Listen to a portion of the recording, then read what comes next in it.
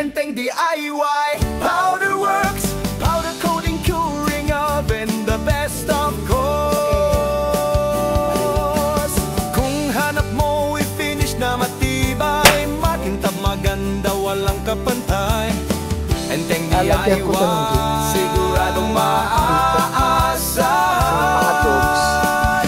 Enteng DIY Powder Works, powder coating, solid ang looks, proteksyon at ganda, sabay-sabay, quality finish na tunay. Rust no more, pang long term ito, matibay na kulay, siguradong totoo para sa... Okay, ito ngayon yung task natin. Lalagyan ko to ng gate dito. Kasi yung mga dogs, grabe magkulkul ng lupa. Ito nga semento to, kinabukasan kinulkul nila to, hinukay. Hindi pa gaano matigas ang semento ng hinukay. Pati yung motor ko, yung tricycle ko, kinginat-ngat yung upuan na naman. Kabago-bago, palit-palit ng kabago-bago yung upholstery, nginat-ngat. So ito, haharangan natin to. Kaya may harang na ganyan, temporary lang eh. Yan. Gagawa ko ng gate na kaparehas nito. Itsura niyan. Ganyan. Tubular din. Yan. Okay. At tayo maglilinis dito. Tatanggalin itong mga ano na to. Tawag dito. Mesh wire. Yan. Okay, ito. I-level namin to. Itong taas nito dun sa pader. Yan siya. So gagamitan natin ng level hose. Okay. Ayos. Tayo magle-level hose. Okay. Ito bunik, pagka dito muna tayo, no? Asan ba yung tubig? Asan yung tubig? Nakita mo yung tubig? Ayun. Tignan, pagka huminto yung tubig, yung markings ng tubig dito. Ayan, hawakan mo ito ilalim. Ayan, tapos tsaka maguguhitan, ha? Okay, wait lang. Wait lang, wait lang. Ayan, check. Sige, guhit. Siguraduhin. Para, walang bula, wala. Asan dyan? Isang guhit lang? Napakaraming guhit. Baka din natin makakuha yung pantay. Ayan, okay. Doon ka naman sa may pader. Punta ka sa may pader. O, ayan, i-start ko yung, adjust ko yung tubig dito, Steady mo lang dyan. Steady, steady. Steady lang. Steady lang. Check ko lang kung may twist o may bula. Okay, yan. Guhitan mo yan. Malit lang. Para di kitang-kita. Okay. Good. Okay. Ito yung ating pagkakabitan ng hinges. So, kung mapapansin nyo ay temporary spot lang muna itong angle bar at itong tubular. Para ganyan ang mangyayari sa kanya. Yan. Tapos kasi, bubutasan ko itong angle bar through and through dito sa may tubular para pagka akin ng pinako dito, yung pako niya kasi yung talagang nail gun dito, pantay na pantay para yung pinaka head ng nail gun ay pasok din sa may tawag nito tubular. Yun, makikita nyo mamaya, medyo mahirap lang intindihin pero yan, naano nyo mamaya. Basta yan, bubutasan ko na itong ating angle bar. Ayan, okay. So ito, no, nabutas na natin, apat, through and through yan sa tubular. Ayan, yan ang kanyang butas. Ayan, 1, 4. Tapos siya nandito. Ngayon, pag-iwalay na natin ngayon yan, tubular tsaka itong angle bar.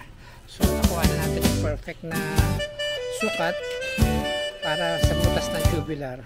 Okay?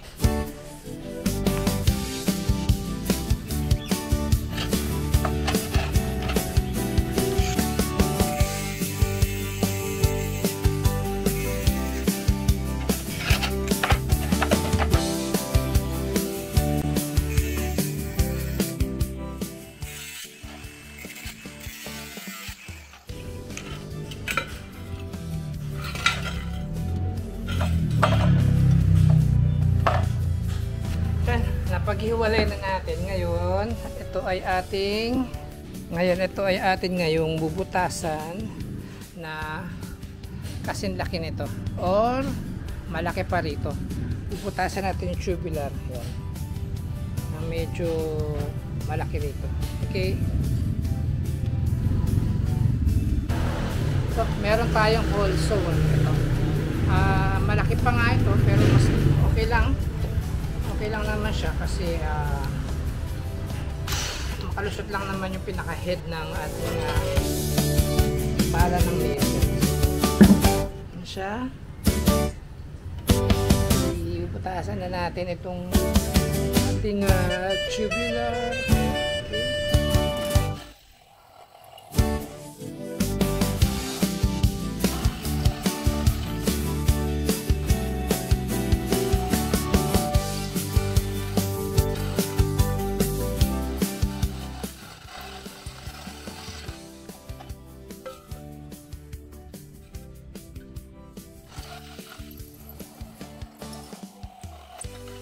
Yan.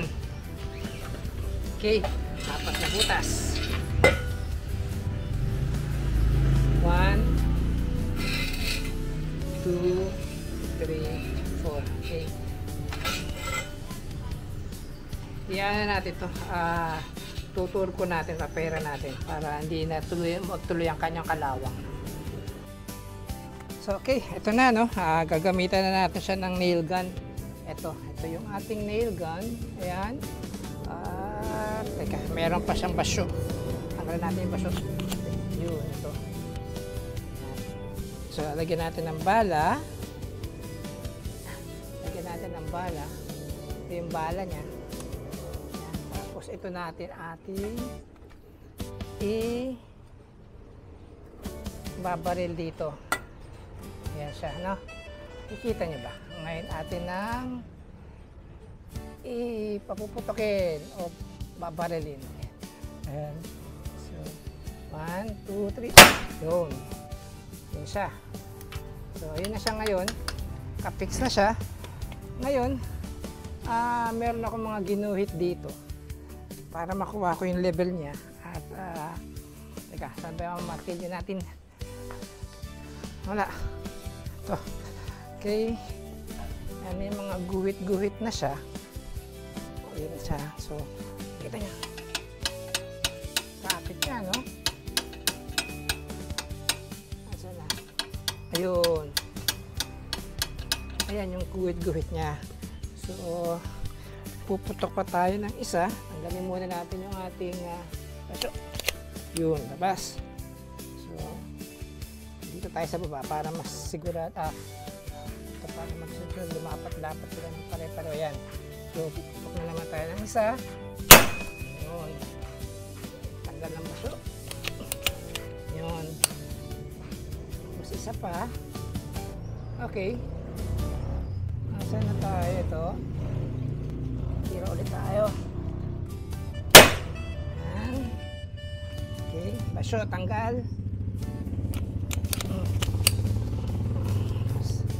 Ito.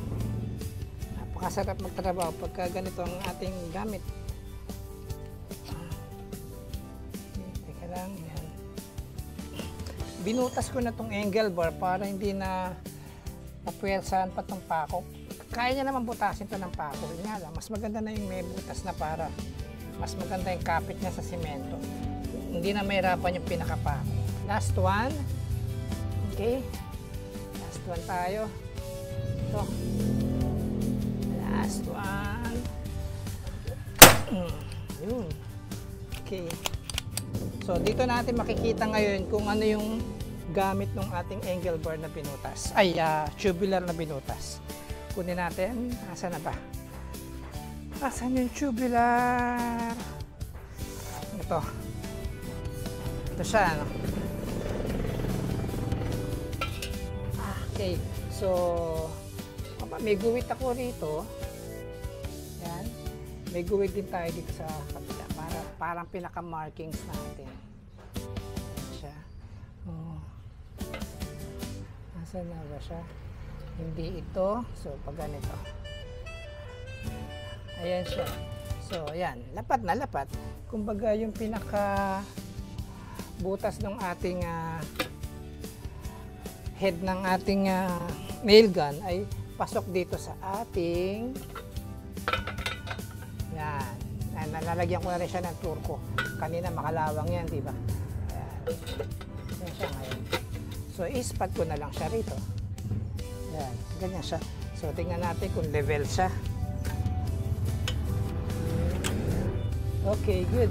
Level na level. Kasi malalaman natin kung paano siya magiging level. Ay, ganito siya. Ayan. Level siya kasi yung bubbles ay halos nasa gitnang-gitna yung bubbles. Kaya makikita natin level siya. Pantay siya from taas hanggang dun sa baba. Hindi siya nakapaling pa left o pa right. Ayan. Okay. Tapos dito ko lalagay sa gilid yung pinaka-hinges niya. Ayos. Okay.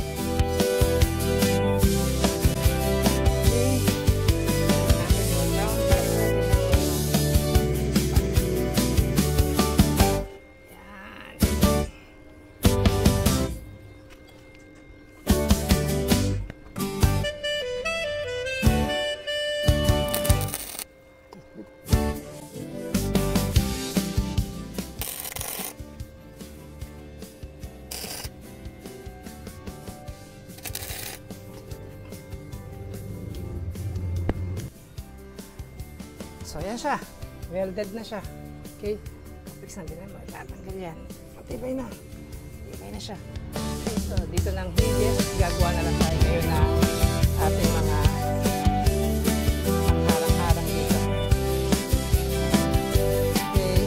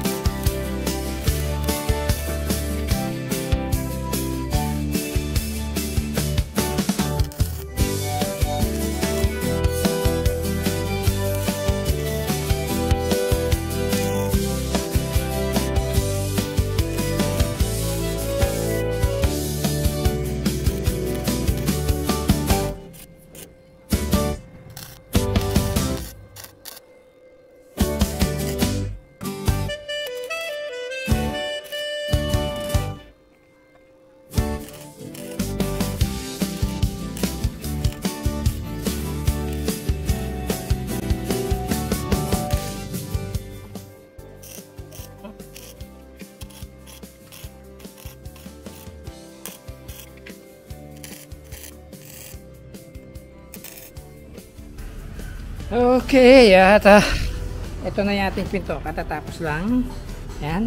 Mabigat din Kasi 1.5 yung ating kapal ng tubular.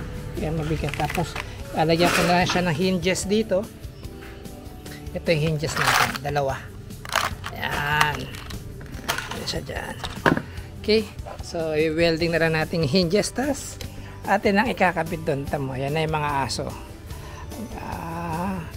Lawrence, dito. Papasok na naman doon sa kakalkal na naman doon sa mga oregano. May kangkong din dyan. Ay, kangkong talbos pala.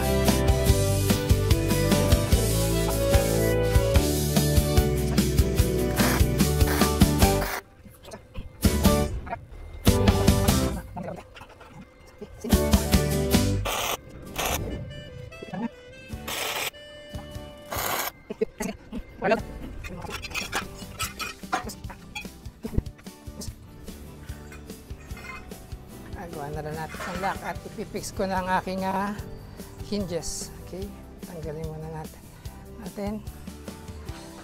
Ayan, ating fix ang ating hinges. Okay. Tanggalin natin ang pin. Okay na yan. Okay, good. Testing. Oops. Tanggalin natin yung mga pins.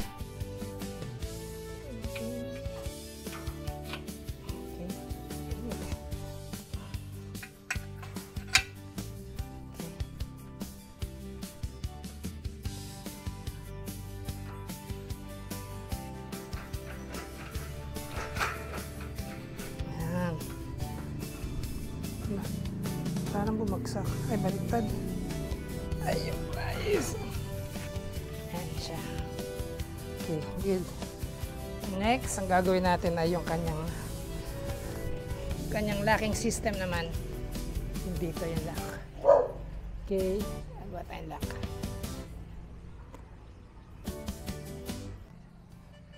Okay, so testing at ating ang temporary spot pa lang yung ating mga ating alcohol at singsing.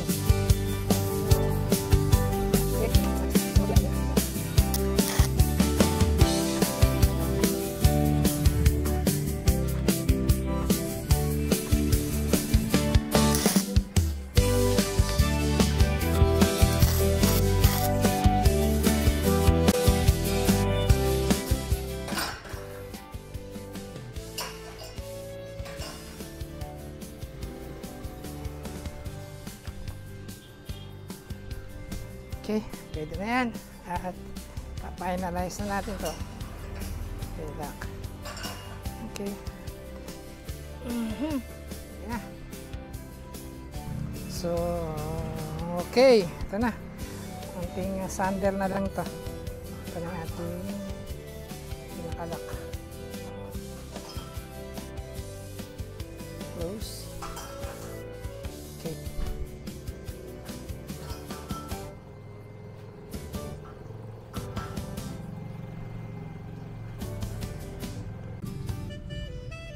Ito ang ating natapos ngayon.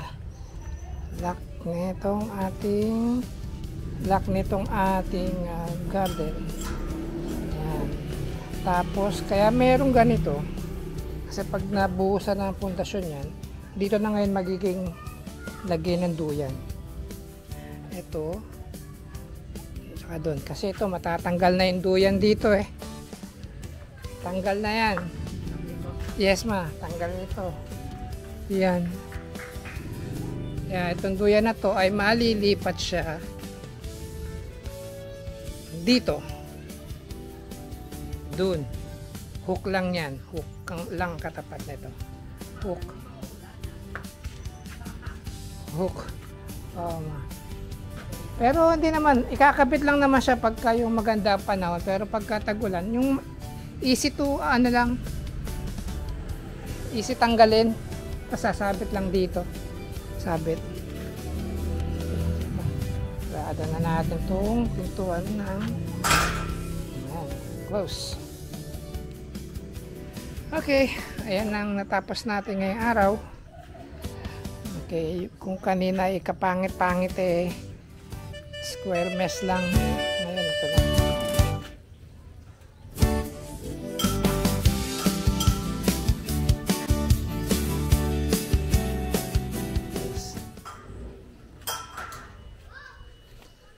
Ayos.